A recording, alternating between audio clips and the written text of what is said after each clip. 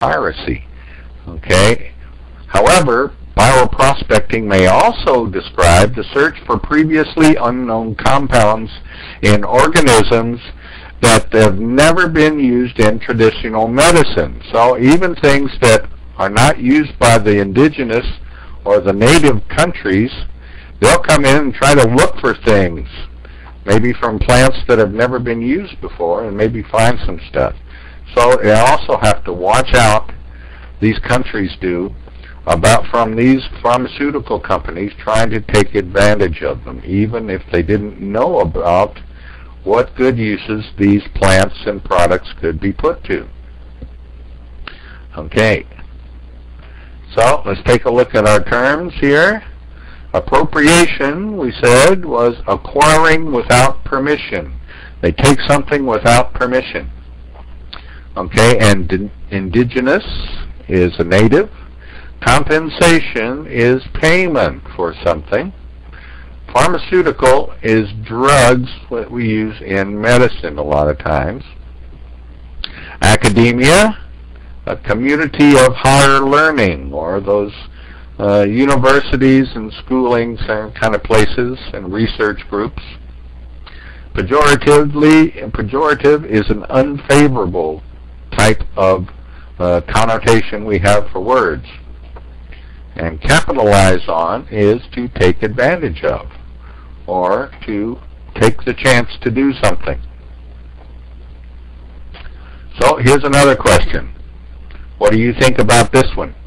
Is it ethical for developing countries to be paid less for products because they lack alternatives to sell at a higher price? Okay, so is it good for these countries to sell to whoever wants to buy it because nobody else wants to buy it and they don't make very much money off of it? Okay, what do you think? And that brings up fair trade, right? Fair trade is an organized social movement and market-based approach to empowering developing country producers and promoting sustainability. Okay, so that's what fair trade is. It gives power to, right? It empowers or gives authority to these developing countries so that they can promote sustainability or continuing use of something, right? All right, so the movement, this fair trade movement, advocates the payment of a fair price, focusing in particular on exports of a wide variety of goods from developing countries to developed countries, such as handicrafts, coffee, cocoa, sugar, tea, bananas, honey, cotton, wine, fresh fruit, and flowers. So these are a lot of products that developed countries purchase from developing countries, right? And the movement advocates or promotes or supports that these people or these countries get a fair price for their goods. Fair trade's strategic intent is to deliberately work with marginalized producers and workers in order to help them move to a position of security and economic self-sufficiency.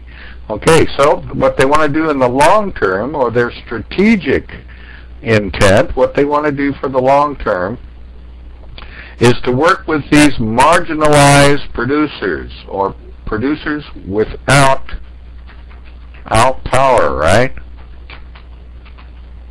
Okay, and the workers there, so that they can become self-sufficient.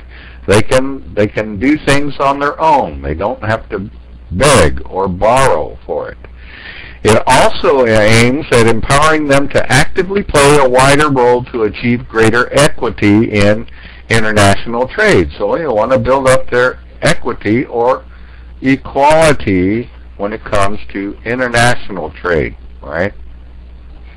Fair trade proponents include a wide array of international development aid, social, religious, and environmental organizations. So all these kinds of organizations are proponents, or they support, right? They're supporters of this fair trade. Okay?